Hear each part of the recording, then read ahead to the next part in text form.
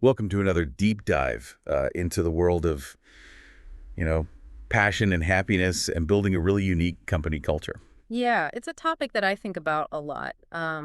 Especially in today's business world, everything's moving so fast. Yeah, definitely. And today we're going to be, diving into the life of Tony Hsieh, Oh yeah, Tony a Hsieh. late CEO of Zappos. No, though. He was known for being really unconventional and focusing so much on company culture. Yeah, he's really a visionary, but his story's kind of complicated too. Yeah, and that's what makes it so interesting. So we'll be looking at two sources. Okay. His book, Delivering Happiness, Right. where he lays out his whole philosophy and how he built Zappos, and then Happy at Any Cost, which A is biography. a biography, which is really interesting because it kind of gives us a different perspective. Yeah, it's really cool because you can compare what he said about happiness Yeah. with how he actually lived. Exactly. And sometimes those two things don't exactly match up. Yeah. So for everyone listening out there, our mission today is to kind of uncover some of the lessons from Xi's path, Okay. both the good and the bad. The good and the bad.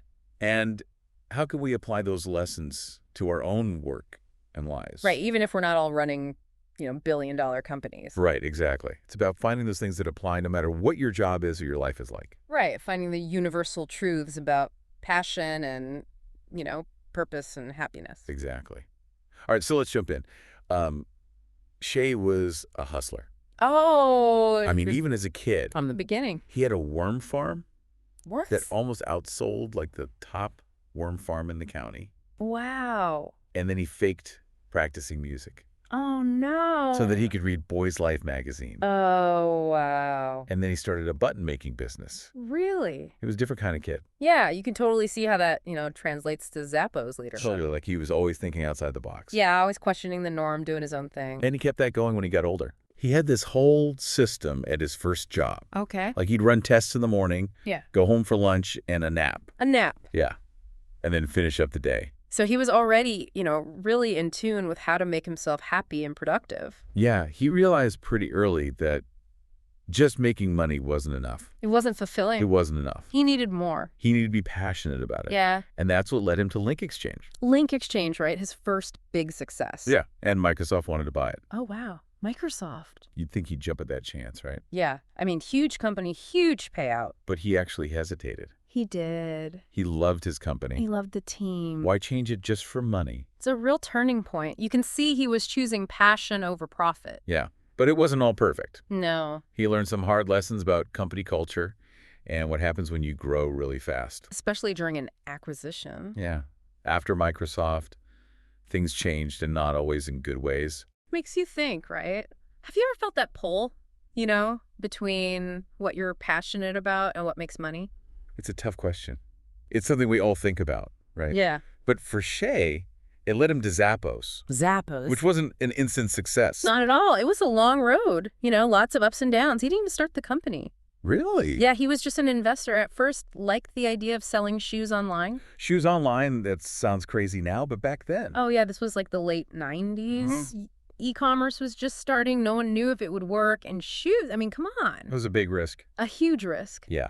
Nick Swinmurn had the idea, and then Fred Mossler came in. He knew about shoes. But Shay saw something in it. He saw the potential. Yeah, he wanted to build something different, something that put people first. Which is hard in retail. Yeah, but that's where the Zappos culture comes in. Oh, yeah, their culture. That's what everyone remembers. Those core values. The core value. Deliver WOW through service. Right. Embrace change. Create fun and a little weirdness. Be passionate and determined. It was more than just words.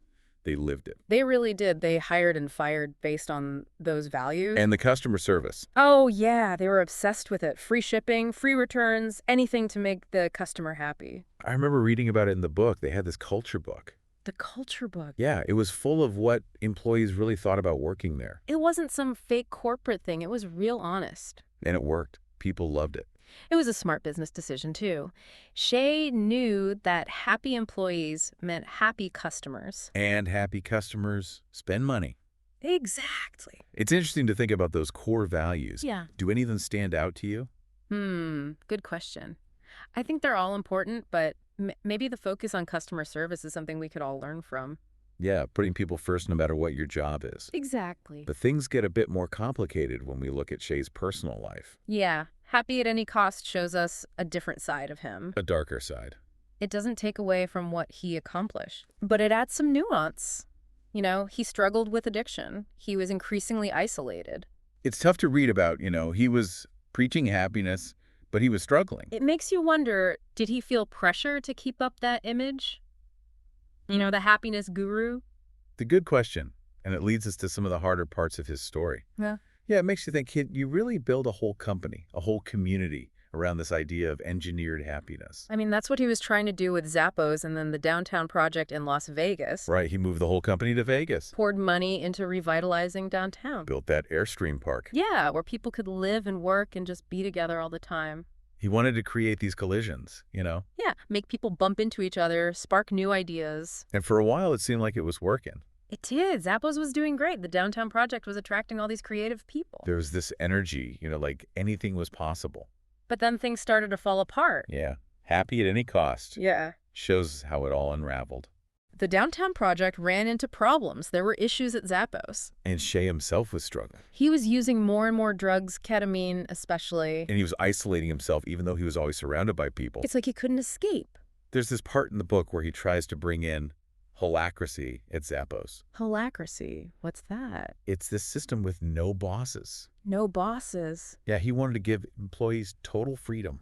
That sounds kind of cool. It sounded good in theory, but it didn't work in practice. What happened? It just created chaos. People were confused. Productivity went down. Oh, so it backfired. Yeah, and what's really sad is that some people took advantage of him. Took advantage of him. They used his generosity and his desire to help to their own benefit. It's awful. We have this amazing but flawed person. He built this incredible company, promoted happiness, but his own life ended tragically. It's a lot to process. It makes you question things. Yeah, can you really force happiness, or is it more complicated than that? Hsieh always said happiness is the ultimate currency. But after learning all this, what do you think that means? I think it means happiness is important. Yeah. But it's not something you can buy or create out of thin air. It's a process. Yeah, you have to work at it, take care of yourself, build real relationships. And remember that everyone struggles. Even the people who seem to have it all figured out. It's been a tough deep dive. Yeah, a lot to think about. But I think we can learn from Hsieh's story, both the good and the bad. Definitely, it's a reminder to be kind to ourselves and to each other. That's a great takeaway. So what are some things you're doing to invest in your own happiness? Well, I try to spend time with people I love, do things I enjoy. That's great. And I try not to be too hard on myself. It's all about balance. Yeah, finding what works for you. This has been another deep dive into the world of passion, happiness, and the sometimes difficult journey of success. Thanks for having me. Thanks for being here. We'd love to hear what you think about all this. So share your thoughts and be sure to subscribe for more deep dives into all sorts of interesting topics. Until next time.